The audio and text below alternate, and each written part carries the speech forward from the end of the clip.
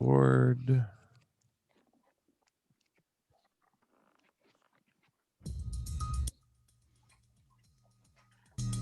Hey everybody, this is Ted DiBiase, the $1 Million Man, and if you want to get your money's worth, stay right here, because you're listening to Knockouts and Three Counts. And remember, everybody's got a price for the $1 Million Man.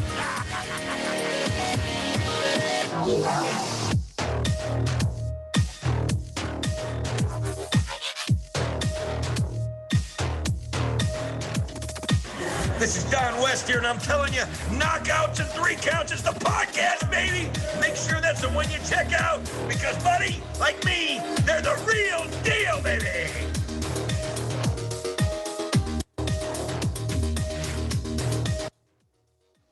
This is Jake the Snake Roberts. Just letting you know, you need to listen to Knockouts and Three Counts, or you'll see that damn snake again.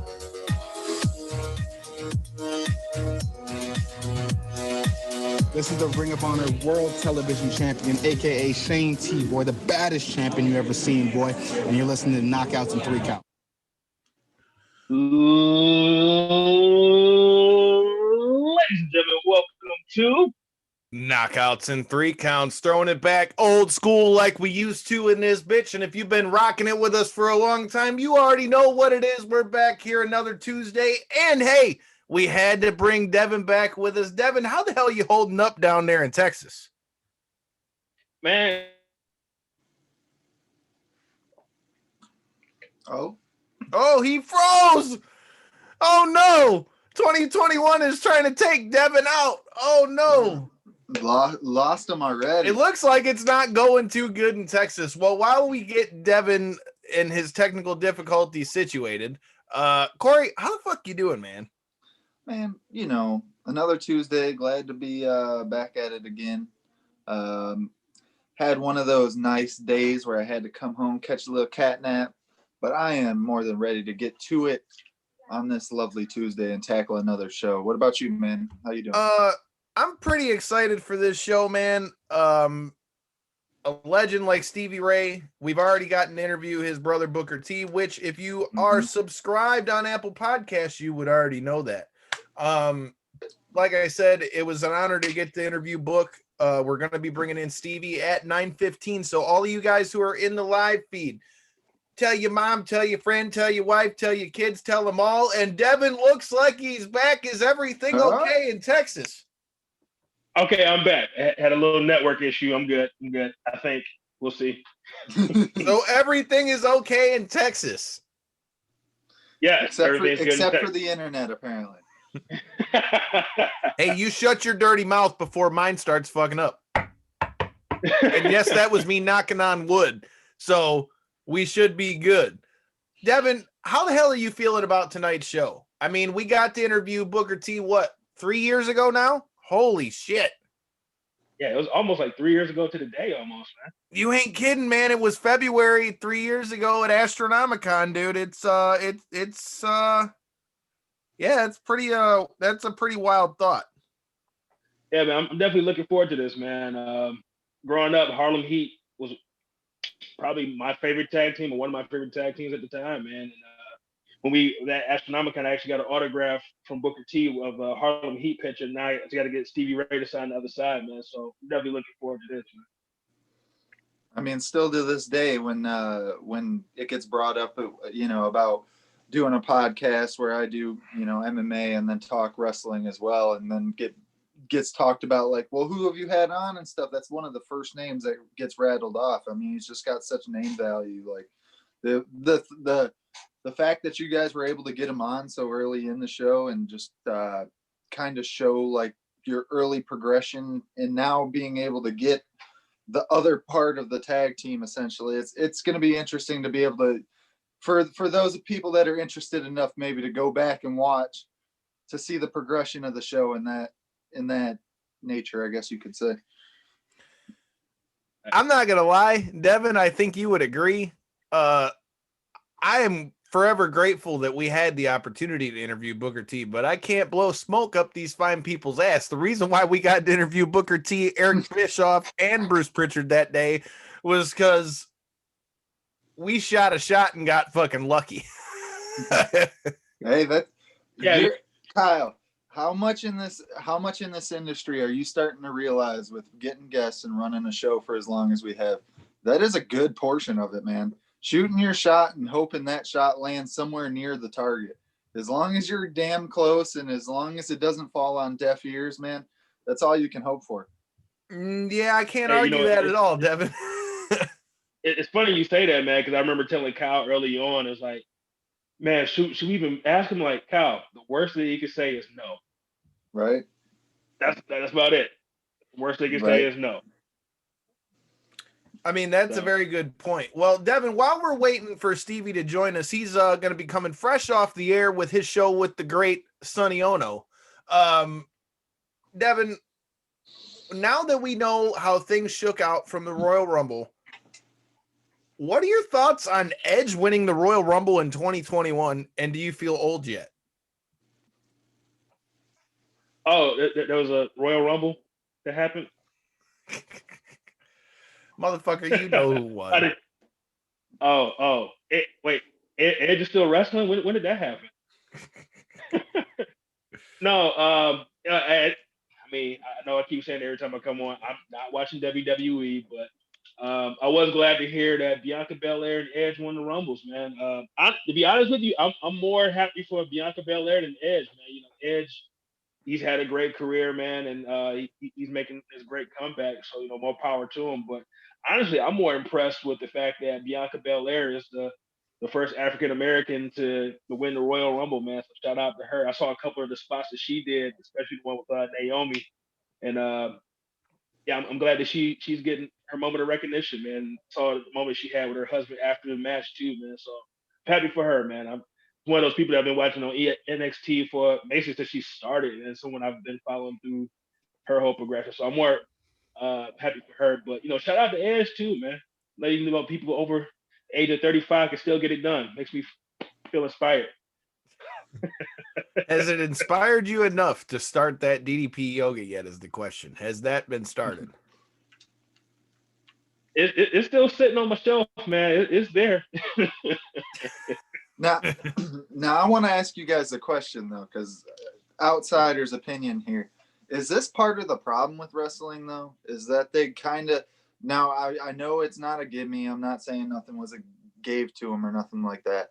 I'm saying like the fact that they could have built the name and got all that publicity to somebody else, and the fact that Edge is making his return. Yeah, granted he's a legend with name value to a ton of people, but they could have used like you were saying with the first female to win. I mean, her name was all over. I mean, it made headlines on ESPN and stuff like that. And I feel like you could use that same marketing that you constantly hear people complaining about. These new guys aren't getting the rub. Nobody knows who, you know, this and that. I feel like that's part of the problem, is that they're constantly boosting their old legends and hope to maybe get viewership back. I don't know what the intention is there. I mean, maybe you guys can elaborate. I can answer that for you real quick. Mustafa Ali put out a tweet saying, basically, just paraphrasing it, but hey, it's WrestleMania season. Looking forward to having all the old guys come back while us young guys, sit back and watch. That's basically what he said. So that's not telling you that a guy that wants that opportunity, if that's not a problem for him, then it's letting you know that there's a problem. I mean, and I completely agree with that. Like, I'm not arguing. And here's the thing. I feel like such a hypocrite saying this, because in 9 out of 10 other cases, I would completely be pissed with an old guy coming back to win the Rumble. Now, if you switched Goldberg, right, that was what I was going to say. If you switched Goldberg with Edge, I would have totally been pissed about it. But being an Edge fan most of my life, not that I wasn't a fan of Goldberg when I was younger, but Edge coming back after breaking his neck like that, and to come back now and to win the Royal Rumble and to be doing what he's doing, there's part of me that is loving seeing that. So as much as I say that, I don't want to see the old guys taking spots. I can't lie.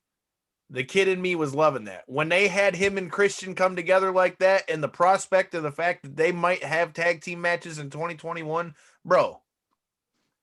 I mean, I don't know. To me, that's definitely what they're going for. They're definitely going for the nostalgia. They're trying to they're trying to get that audience that they had back in the late '90s and early 2000s. They're trying to get that audience back, and honestly, I think that's an audience that both AEW and WWE have to kind of bring back in, because you got to realize there's like 5 million people watching wrestling at one time, and that's definitely waned over the years. And you got to try to recapture that audience. So I think this is their attempt to get that audience back.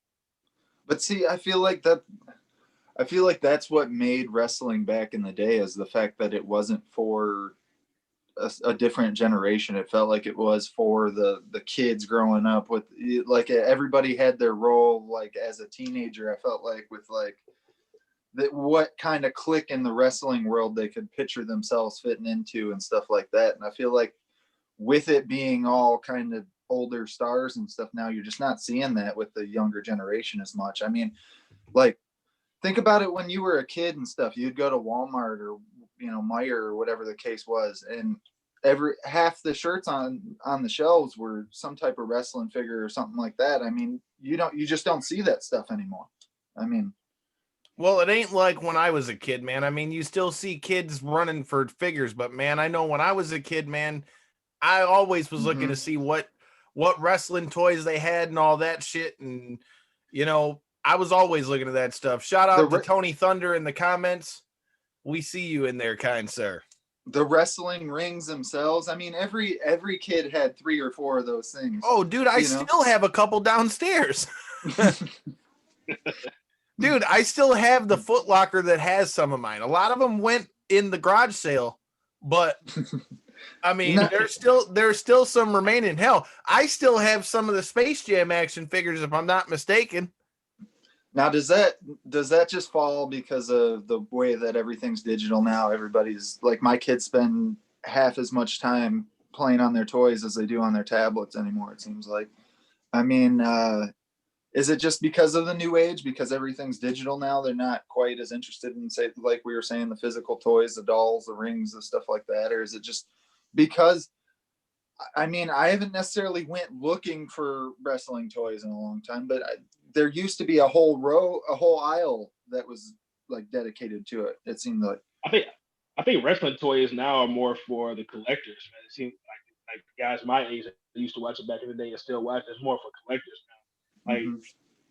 Like my nieces and nephews, it trips me out how they don't play with toys. They watch YouTube videos of other kids playing with toys. I'm like, you got the toy, just play with it. No, I want to see them play with it. Like, what is happening? So I don't know. It might be a generational thing, man.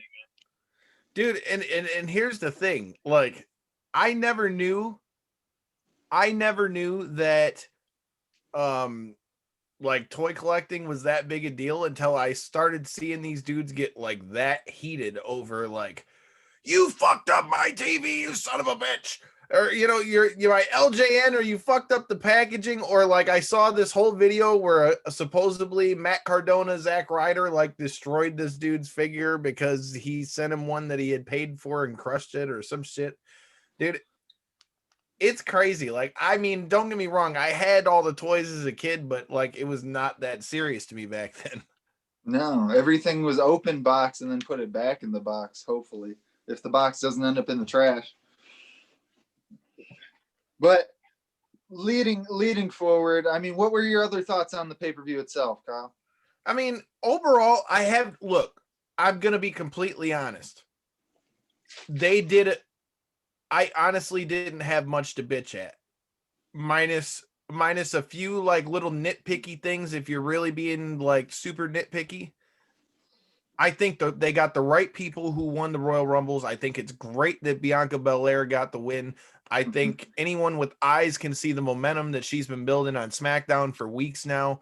I mean, I think they went the right way with it. I think going with Edge is not a bad idea either for the nostalgia pick of it. So it's and then something that we're going to talk about with Stevie Ray when he gets here in the room. You had the performance with Bad Bunny and Booker T. Now, I still don't know what the fuck Bad Bunny was saying. But whatever he was doing with all the fireworks and the pyro and all that shit, it was hype nonetheless. So I mean, it was what it was. I think the Goldberg match, I think they went the safe route, really.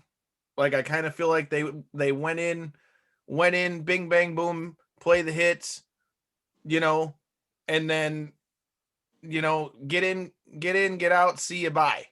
But I think that's the right way to go. Is that the retirement match for Goldberg, or are we seeing him again? I don't know. Is he retired? Is he the type? I'm assuming he's made his star big enough where they'll send him a huge send-off package at a WrestleMania or something like that. Uh-oh. Did we lose Devin? Yeah, we got him back though. I'm back. Damn, back Texas like is trying to take you out, dude. Oh.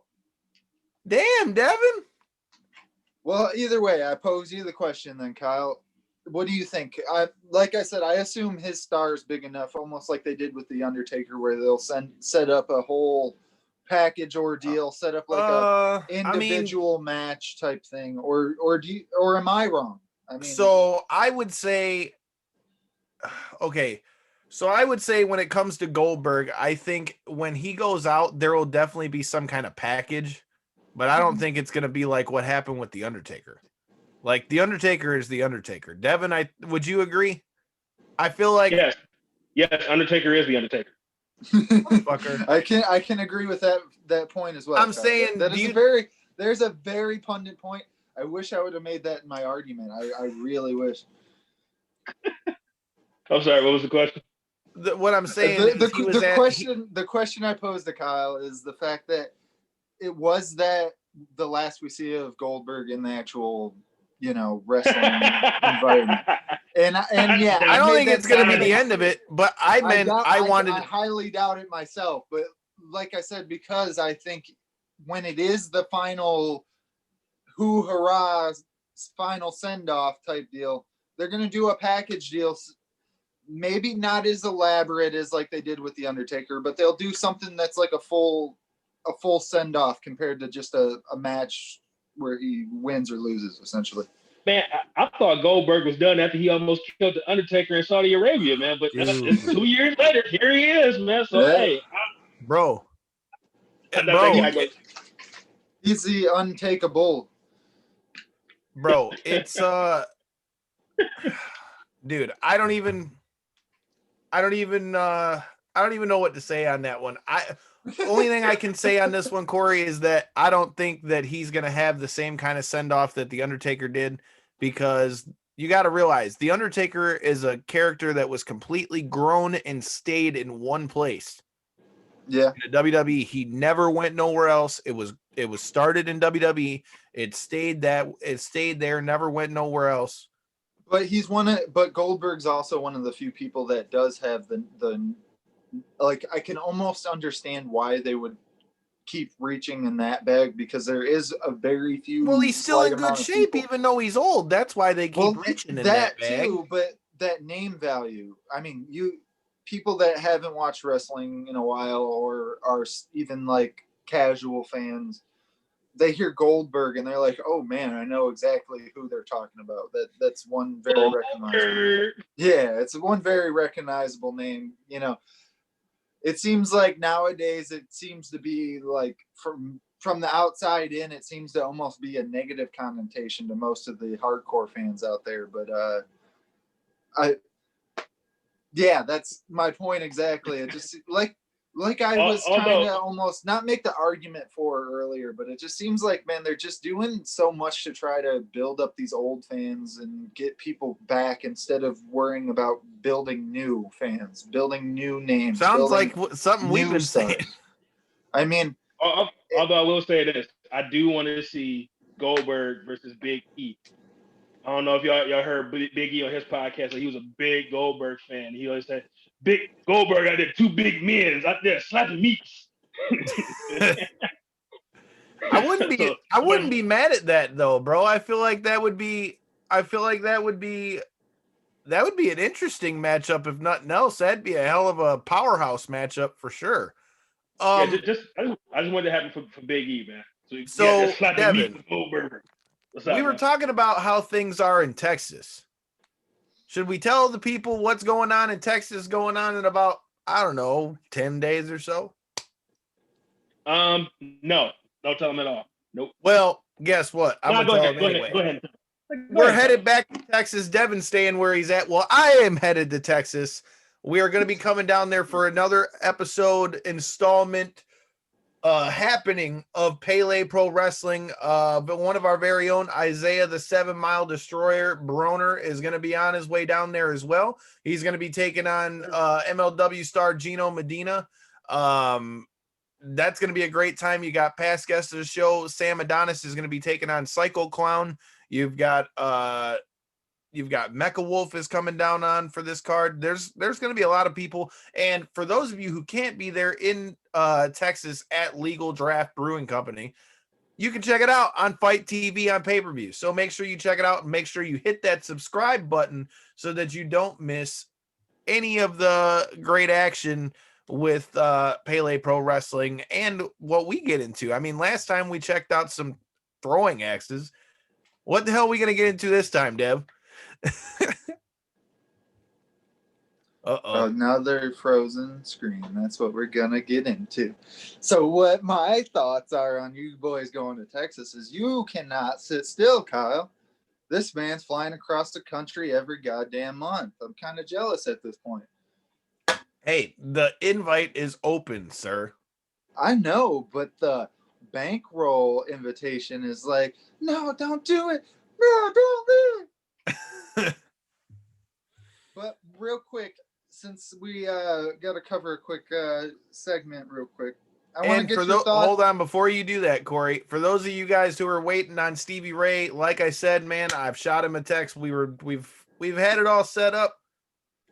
You know what they say, card subject to change. Hopefully we'll get Stevie in here shortly. Yeah, but real quick, I do want to get your thoughts. Friday is Paige Van Zant's debut, Bare Knuckle FC.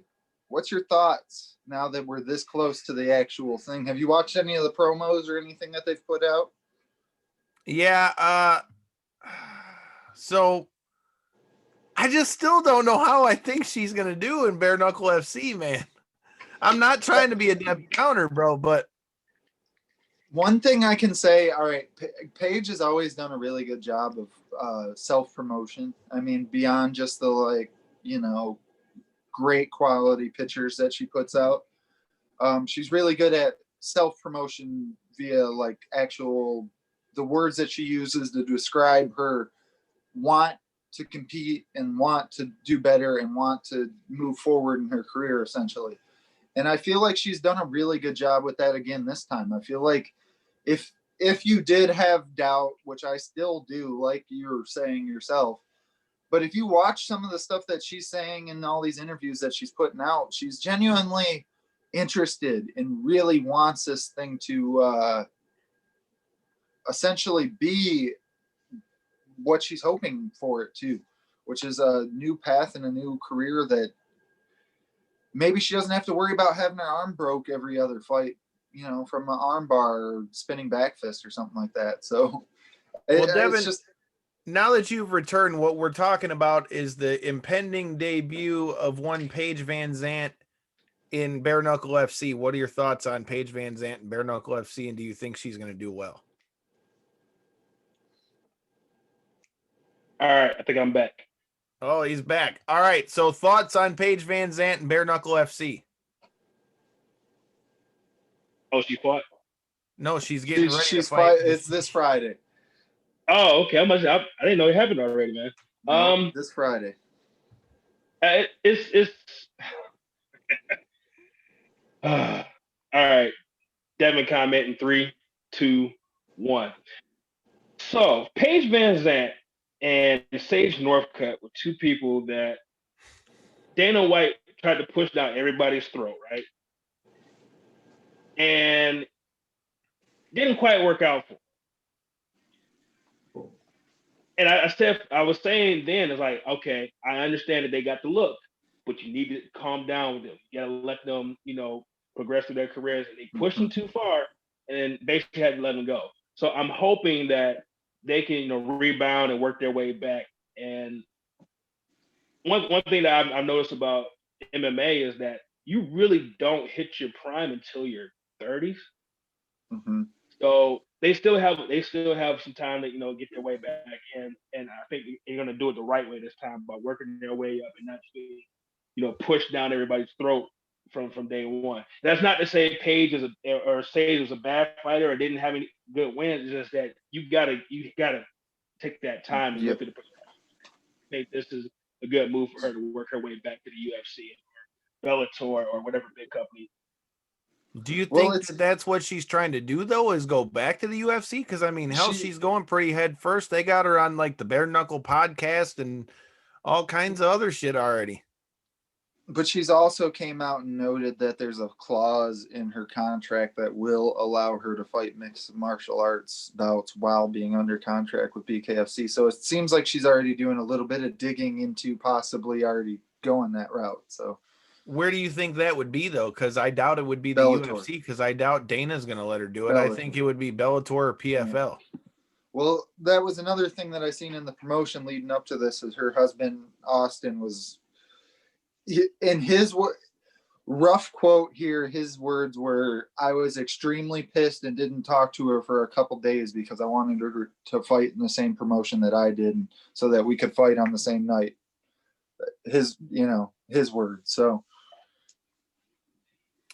I don't know, man. It's interesting. Dev, what do you think about that? Good move or bad move?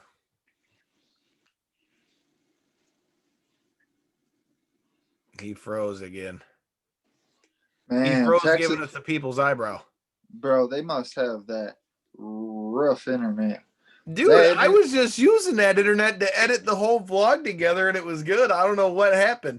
He must not want to talk about MMA today. Some internet down there. Shit, clearly something. Like I said, hopefully we can get Devin's technical difficulties situated here shortly. But let me ask you this. It was just announced that past guest of the show, Justin James, is going to be stepping back into the cage. Another short notice fight. Stevie Ray is texting me right now. Hey, Dave, Stevie says he's not able to get into the room.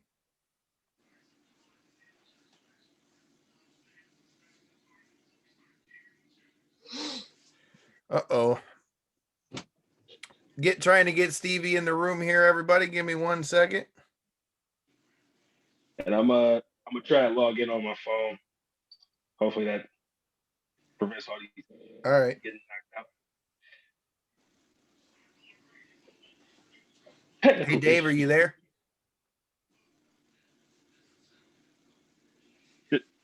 Eye in the sky.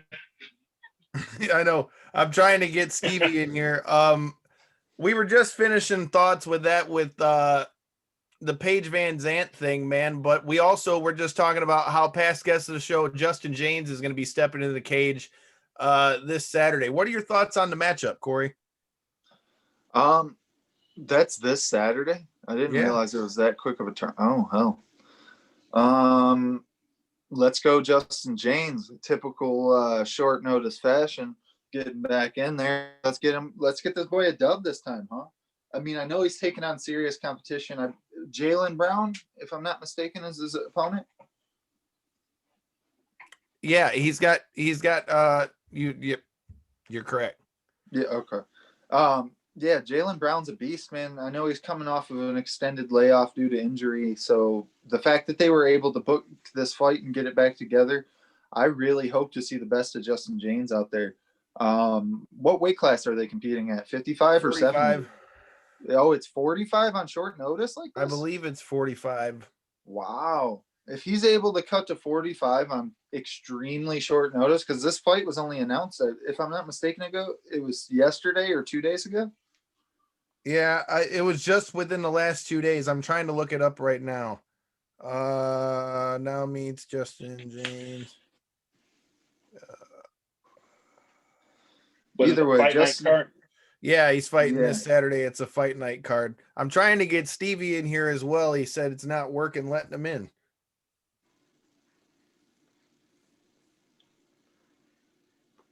Yeah, is the room I'm locked? trying to look it up if it's a 55 fight, but what are your thoughts on him stepping in on this short notice, man? I'm hoping So Justin hurries up and comes in and gets him another win, man, because I don't want to see him go out like that, you know? yeah, I absolutely agree with you. And that kind of makes me slightly nervous for the guy, honestly, because I mean, getting these interviews in with people, it makes you, have a different level of respect for somebody, and you see the work and ambition that somebody puts into it and stuff. And the fact that seeing him move out to Vegas, I know he kind of noted it in a couple other He's been venues. out there for a few years, though. Yeah, well, what I'm saying with that is he kind of noted it in other interviews is that it's really convenient for him to be able to more so step in on short notice than it is to do a whole training camp, because he gets in his head more when he has a full training camp. When he just kind of jumps in and just fights, it almost seems to flow more naturally for him. And I think that's kind of what we were able to see in his debut, and that's why he was able to get so explosive, is because it was such a short notice fight. Any luck with the other camera, Dev? Working on that now. But quick question, man. What's going on with Kenny Cross, man? Kenny Cross and Bobby Nash's fight just got moved over to March 27th. As you guys know, we were going to bring them back in for the XFC fight. But like I said, they had to move it to March 27th because COVID and all that good stuff. But yeah, I'm looking forward to it. I think both of these guys are going straight to I think they're going to the finals. Yeah, I was really excited with the first XFC promotion. It was a real fun night, and I can't wait to see the next one. But the fact that they, on their second night rebranding, had to already postpone the show, it's not the best look, unfortunately. I mean, dude, I don't got any I don't think that hurts them at all at this point because, I mean, dude, with the way everything is right now, I mean, it is what it is. I mean, I agree with you in a sense, but the fact of like, when was the opening fights? November, right? Yeah. So that would have already been, if it was normally scheduled late February, it'd have been what, a 5-month turnaround at that point. So, I mean, I don't know. I feel like Bellator is really shooting themselves in the foot right now. Like, I don't know if you've seen, they had a couple fight cards finally announced and stuff, and it's supposed to be mid to late April. And it's just, I feel like that's very. You says we got two Devons in here. You can only stay relevant and current for so long, All right, wait, hold on. Can you hear me? Yeah, I can hear you, but it says we got two Devons in here. Okay, I'm about to log the other Devon out. Okay, I'm about to log the other Devon out. I'm trying to get Stevie in here as we speak. The quality of nice live uploads when we don't have admitting rights to figure out the podcast. I got it. What are you talking about? I got it. No, I'm saying to get Stevie in. I know that. I'm just trying to figure out where to email it. It's all good. But like I said, man, it's been a big week of stuff. Like I said, I'm excited to see Justin James jump back in. Mm-hmm. Dev, do you think that with the XFC fights getting rescheduled, do you think that hurts them at all?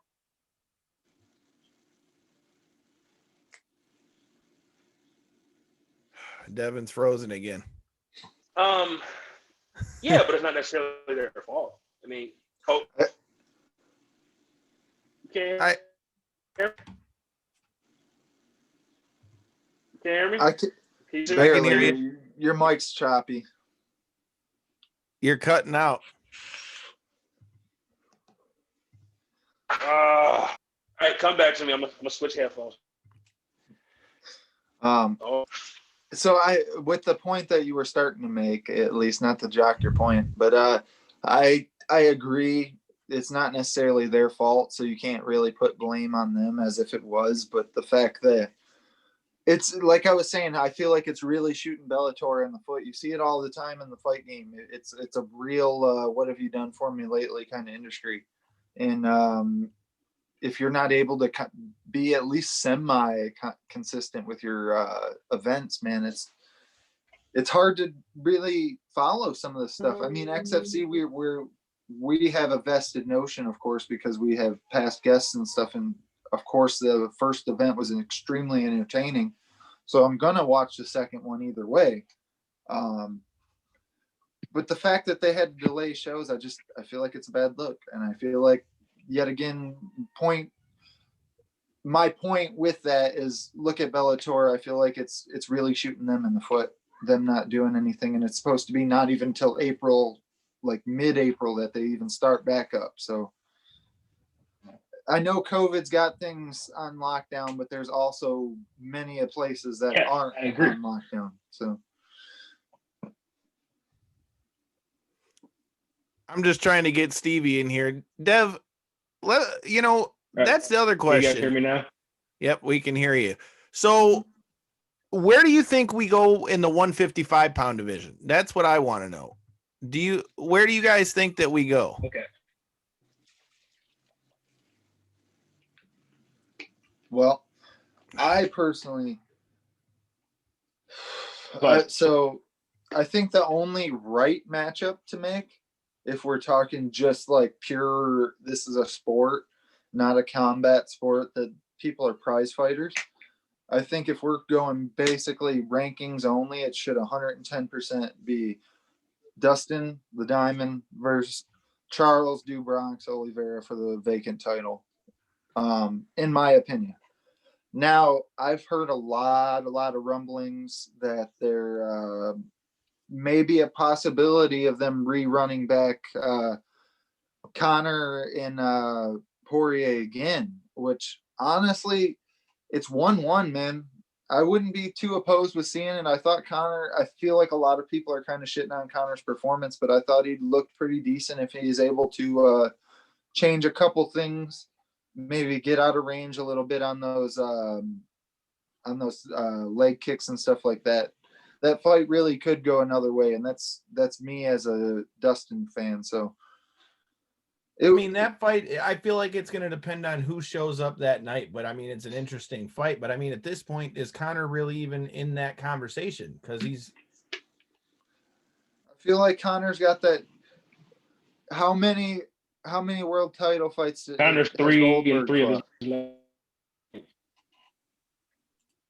Kyle, what'd you say? How many straight world title fights has Goldberg fought in? Granted, we're talking about this is wrestling versus sport. MMA, though, and Connor keeps getting knocked the fuck out. At least that was his first. That was his first and only knockout loss. And he got submitted by Khabib too. Okay, submission and knockouts are two completely different things, and you know it as well as I do. It doesn't take away as much spunk from somebody if they get submitted compared to if they get put to sleep on the ground. It really will shake, especially somebody like Connor who relies so heavily on their striking game. If I feel like he got lucky, but he got lucky in the sense that he didn't get full knockout, eyes rolling back in the head. Like, he didn't get full knockout. He just was on the ground and was done, essentially. But you can really see where a lot of bouts like that will shape. He's also 3 and 3 in his last 6 fights, though. I completely agree with you on that. But yet again, look at the talent level outside of Nate Diaz. Look at who he's fought as well, though. So I agree with that. I mean, he's fighting all dogs. There's no argument at all, dude. Like, I have no argument whatsoever for the fact that Connor's fighting nothing but savages, dude. But if they come out tomorrow and say they're rerunning Dustin versus Connor for the vacant belt in April or something like that, are you throwing a fit? Are we doing a video saying this? I don't think it's smart for Connor. Okay. Why you say that? Wait, can you guys hear me? He fucking just got knocked the fuck out. Then what happens if he goes right back in and gets knocked out again? Hey, it's a fight game. Can you hear me? Can anybody hear me? I can hear you. Oh, you do realize that Connor is like 3 and 3 in his last 6 fights, right? Oh, I'm not one of these Connor stooges whatsoever. I'm just saying that it wouldn't surprise me whatsoever. I'm not that guy at all. I'm not a nut rider for Connor. I actually completely agree with you in the fact that I'm surprised he's constantly brought up in these title talks, but He is here I kind of am aggressive. doing it because the name value does carry weight, and the fact that he can't. Who else in that fight? As much of a star as I believe Dustin Poirier really is, watching all the third-party outlets and stuff that were covering the fight, half of them weren't even saying Poirier. They were saying Poirier, Dustin Warrior. Poirier. So, Right. like it's as much as I think he's a huge star and follow him, it's not the same name value. It doesn't sell the same amount of pay-per-views, and that's why I could see the UFC going that route. I honestly could, and the fact they're 1-1. I wouldn't if it was they fought 6 months ago before this one, and then they immediately ran it back, and now it's 1-1. But the fact that the fight was so spread out, I thought Conor looked decent in the first round. He just kind of got overtaken. I could see it. Okay, but here's the other question, though. I also heard that it was rumored that it was announced that they wanted to give Oliveira Michael Chandler, and Oliveira Yep. told him to piss off. Yep. What do you guys think about that? He wanted to wait around for the title bout, which I don't blame him. I feel like he's earned it, but I feel like when you tell the UFC to fuck off, you now no longer earned it in their eyes.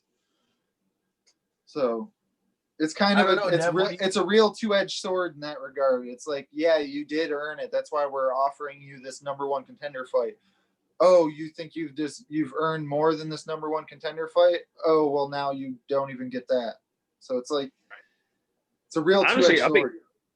I think it's a good fight. It's a fight that I would want to see, but 100%. I kind of understand where he's coming from, man. I feel like he's definitely done enough to deserve that title fight. And honestly, I think Charles Oliveira is one of the most underrated fighters in the game. Like you look at who he's beaten, man. He's beaten the who's who of two divisions, really. So yeah. I understand where he's coming from, but I mean, I've been saying for the longest that UFC rankings really don't mean shit, and this is just proof of it. If that was the case, then Poirier and Oliveira would have fought for the title this last time. And Dana's still trying to convince Khabib to come back, so we don't even really know if the title is really out there. I don't know, man. I think, bro, I don't know, man. I don't think Khabib's coming back. No, I don't. Well, tell Dana White that. That's the thing. I know. Like, Dana White still thinks he can get him back. I think Khabib plays with the idea because he's a competitor, but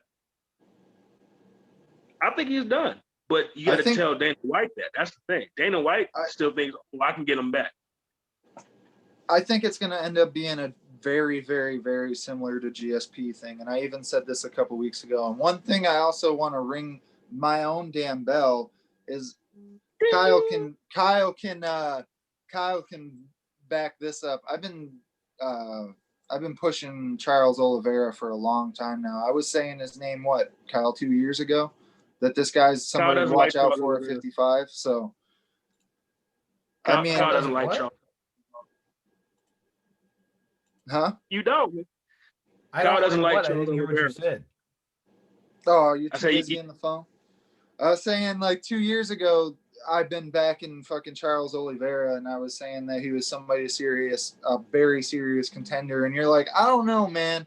I've seen him quit quite a few times. I've seen him not now necessarily I know what Devin's saying then. Kyle has a personal vendetta against Charles Oliveira. I didn't like Charles Oliveira because when he fought Miles, he missed weight, and then Miles lost to him after that. I'll admit that I was a little bit salty because, well, personal reasons. But it's a bias. But hey. All right. Look, I mean, it was what it was. But with what he's done at this point, I have no argument, dude. There's no reason that guy should not be fighting for a title. And after his last performance, good God. Yep. I mean, all right. So everybody else that's beat Tony Ferguson has went immediately into the title picture. Why would Charles Oliveira, who's already on a very, very impressive win streak before that, and then puts on the most impressive of all the performances against Tony Ferguson, not be deserving? I mean, hot take. Here's the thing, though. I feel like Tony's kind of out of that race, though, for me, though. Oh no, I'm not making the argument for Tony. I don't think he's out of the race. I think he's 2 good wins, 1 insane win away from getting a possible title fight. Well, who the hell does Tony fight other than maybe Conor? And if Conor doesn't fight one of the main guys, he's going to probably fight Nate Diaz. That would be my dream matchup. If they did Tony Ferguson, Conor McGregor, both of them coming off a loss, both of them with really, really good name value, both of them have the very real potential to sell pay-per-views. I would love to see that matchup. Is it going to happen? I doubt it. I really do. I would love to see it, though. I think that would be a great fight for Conor, too, because he needs to go up against somebody that's just going to sit there and bang with him. And I think Ferguson to do that. He's really shown that in his last couple fights, man. I used to be the biggest Tony Ferguson fan, and I still am a fan of the guy, but I was more so a fan of his performance, the way that he would just get in trouble but be able to flow like water to get out of it, and like just roll and twist and spin and just find a way to get in, get out and survive, and then land enough shots or get a submission late in the fight. But it seems like he lost that like water state, I guess you could say. I don't know if it was the time off with the knee surgery or if it was the constant booking and rebooking of the Khabib fight, if it kind of just broke his spirits a little bit or something, man. But yeah, that one will always be the what if. Tony Ferguson is the what if champion forever for me. I mean, dude, I love Tony Ferguson. Don't get me wrong. I'm not saying that in any way to be like a shot at Tony Ferguson, but like, dude, he took a beating in that fight. Not that Conor didn't just get knocked the fuck out, but Conor looked good in round 1. Tony got his ass whooped. Yeah. Whooped. Yeah. For 5 rounds, bro. Well, you got to remember, though, what would have happened if there was 10 more seconds at the end of round number 2 with that Gaethje fight? Bro. Gaethje was out for a second. He even admitted it in for multiple a second. interviews. Tony was getting beat, but like a damn combo dummy for 4.5 rounds. For the next 3 rounds. And even the very, very, very majority of that second. But that second round when he hit him with that uppercut and literally floored him. Hey, this is Gaethje's words. This is straight from interviews from watching the man talk himself. Would it have been interesting? Sure, but I still think Gaethje owned him, period. I don't know how I completely agree. One knockdown doesn't change the way that the story is told. But it does lead. There's still possibility there. And I just think he got outclassed by Oliveira, which is a big surprise. I thought it extremely highly and still do, of course, of Oliveira, but I wasn't expecting anyone to be able to outclass Tony Ferguson that way. And the way that he was able to, I think that was the performance that it's just, I don't think it was necessarily in that fight Tony Ferguson getting dominated. I feel like it was Charles Oliveira dominating Tony Ferguson, if that makes any sense.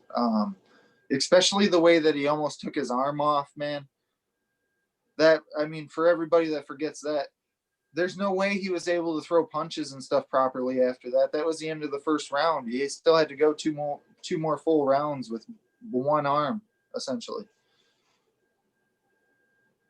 I mean, hey, I give all the credit in the world. The dude's as tough as they come. But Devin, do you agree with me? I feel like Tony's kind of on the outside looking in at this point for me. But he's definitely on the outside looking in right now. But like Corey said, like if he can get on a little run, he can definitely get himself back in there because he does have that name recognition. Like I said, if I'm him, I'm shooting for a Conor McGregor fight. I'm trying to get Conor out, especially now that Conor is kind of coming off of a loss and might be a little bit vulnerable. Because I don't think I talked about it on the show, but we talked about it privately, Kyle, going into that fight. I kept saying I think Dustin Poirier is going to win this fight. Conor's been off for a year, and I don't know where his head is. And I think he might be vulnerable right now. So if I'm a Tony Ferguson, I might call Conor McGregor out so I can get some rocket fuel under me. Now, Hey, if you're Conor, though, do you bite? You see that worm floating of a call out from Tony Ferguson. Do you bite? I think that's a good fight for Conor too. Yeah.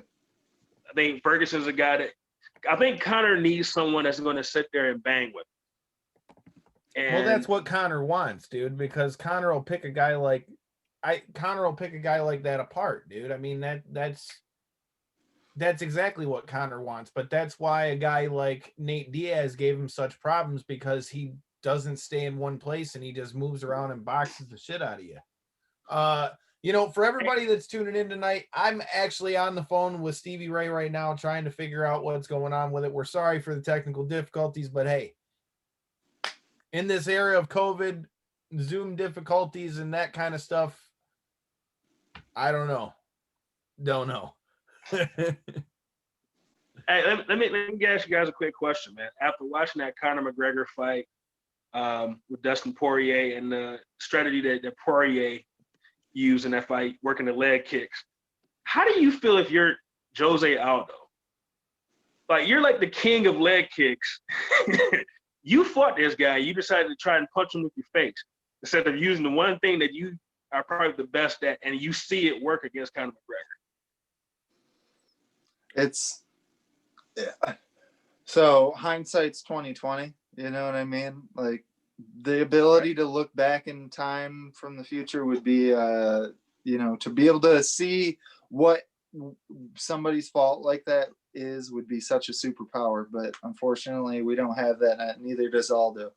So, and also that counter punch that he ate, I don't think anybody at 145 would have been able to eat that. So, right. But I'm just think about Jose Aldo, though. That's his thing, leg kicks. Like, the thing that you're probably the best at in the world is the thing that is his kryptonite. But I mean, to be fair, Jose Aldo never got a chance to even try to do that because he got slept in 13 seconds.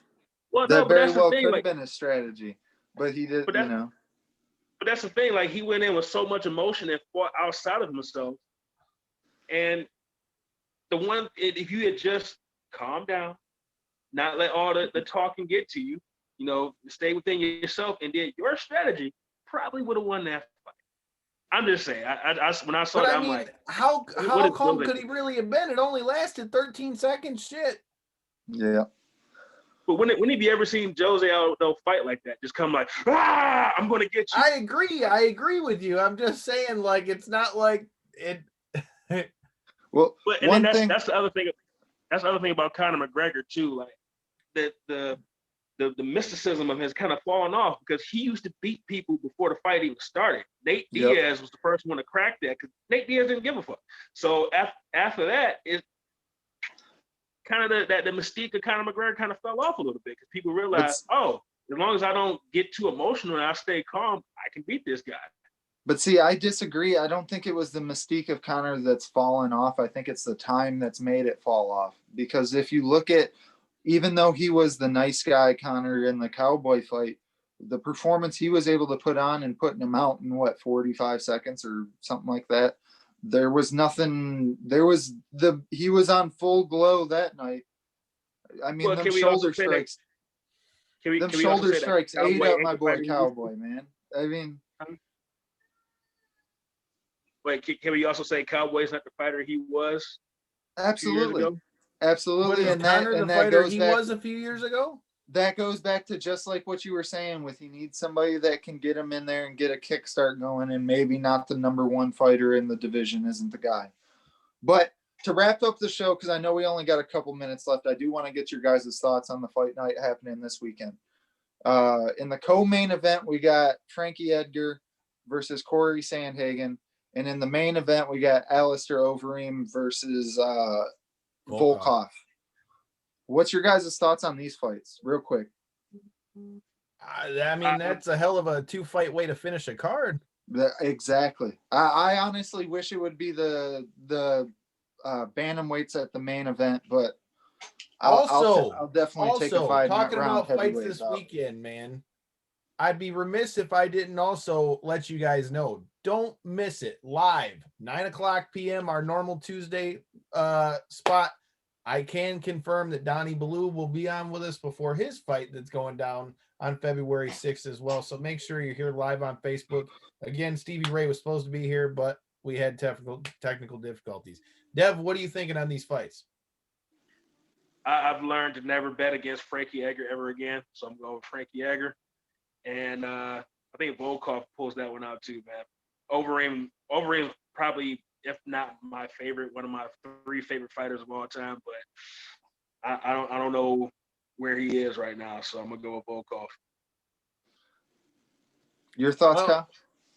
I mean, that pretty much wraps it up, man. And like I said, make sure that you hit that subscribe button because you don't want to miss our interview with Donnie Blue. And I'm headed back to Texas, and you might just see a familiar face at AEW Revolution. So stay tuned. Until next time and in the in-between time, stay safe. Peace.